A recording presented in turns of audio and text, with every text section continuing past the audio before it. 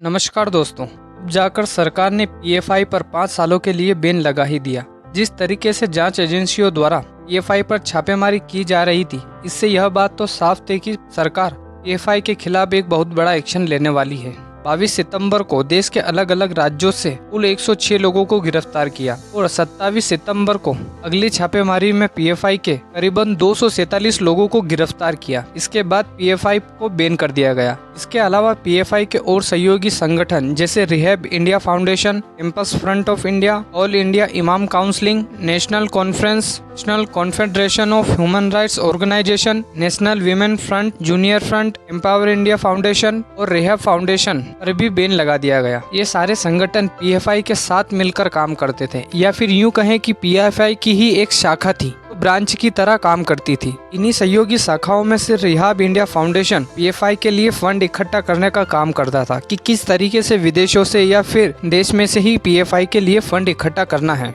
आपको याद होगा कि कुछ समय पहले कर्नाटका में हिजाब विवाद हुआ था, जिसमें कैंपस फ्रंट ऑफ इंडिया का भी नाम सामने आया था। इसी ग्रुप ने कर्नाटका में हिजाब विवाद को और ज्यादा सपोर्ट किया और हिजाब विवाद को बढ़ाने का काम किया था। इसके अलावा पीएफआई से जुड़ी कई सारी बातें सामने आई है। पीएफआई का हाथ देश में कई सारी हिंसक गतिविधियों को फैलाने में भी रहा है और सरकार का कहना है कि पीएफआई ने दो समुदायों के बीच धार्मिक हिंसा को और बढ़ावा दिया है और उसे फैलाया है। पीएफआई ने कई सालों में लोगों की कई सारी हत्याएं भी की है। साथ ही यह भी पता चला है कि पीएफआई ने धार्मिक कट्टरता को फैलाने के साथ साथ धर्मांतरण करने का भी काम किया है। इसके अलावा पीएफआई के लिंक शाहीन बाग में हुए प्रोटेस्ट से भी मिले हैं। शाहीन बाग में जो प्रोटेस्ट हुए थे, कहीं न कहीं पीएफआई का भी उसमें हाथ था। पीएफआई उस प्रोटेस्ट को फंडिंग प्रोवाइड कर रहा था। इसके अलावा पीएफआई ने 2010 में एक प्रोफेसर पर आरोप लगाया कि उन्होंने प्रॉफिट मोहम्मद साहब पर टिप्पणी की है। उसके बाद उनका हाथ काट दिया गया। उनकी फैमिली को प्रेशर किया गया और बाद में पता चला कि उनकी वाइफ ने सुसाइड कर लिया। इसके अलावा भी पीएफआई पर आरोप लगा है कि ये लोग आरएसएस के लोगों पर हमला करते हैं और धार्मिक भावनाओं को आहत करके लोगों के बीच हिंसा फैलाने का काम करते हैं। आरएसएस के खिलाफ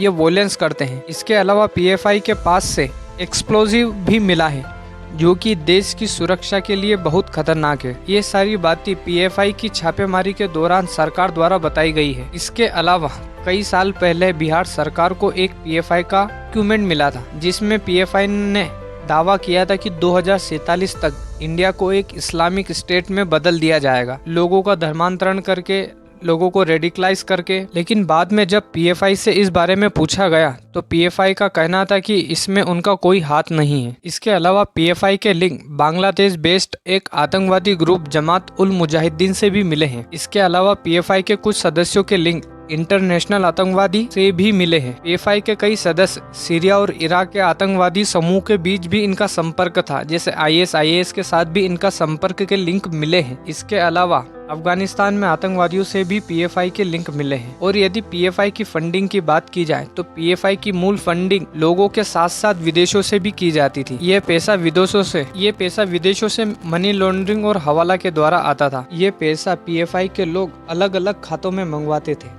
ताकि सरकार को शक न हो सके कि ये पैसा पीएफआई के द्वारा इस कार्य के लिए मंगवाया गया है। कई सालों से लोगों और सरकारों के द्वारा भी पीएफआई पर बैन लगाने की मांग की गई, लेकिन अब केंद्र सरकार ने पीएफआई पर 5 सालों के लिए बैन लगा दिया है और साथ ही कई राज्य सरकारों ने भी इसका स्वागत किया है। इसके अलावा लोग खुशियां भी मना रहे हैं कि आखिरकार उस संगठन पर बैन लग ही गया जिसने दो समुदायों के बीच धार्मिक कट्टरता फैलाने का कार्य किया है और कई सारी हिंसाओं में भी भाग लिया है। इसके अलावा इस संगठन ने देश में कई सारे वॉयलेंस भी किए हैं और उन प्रोटेस्ट को बढ़ावा भी दिया है। इसके साथ साथ इंटरनेशनल मीडिया ने भी इस टॉपिक को काफी कवर किया है कि इंडिया ने फाइनली पीएफआई पर बैन लगा ही दिया, क्योंकि इंटरनेशनल मीडिया को भी पता है कि पीएफआई के लिंक कई सारे आतंकवादी ग्रुप के साथ मिले हुए थे। कई लोगों ने इस बैन का सपोर्ट किया है, पर कुछ लोगों ने इसका विरोध भी किया है। जैसे हमारे मेंबर ऑफ पार्लियामेंट ओवैसी साहब ने पीएफआई पर लगाए गए बैन का विरोध किया है। ओवैसी साहब का कहना है कि वे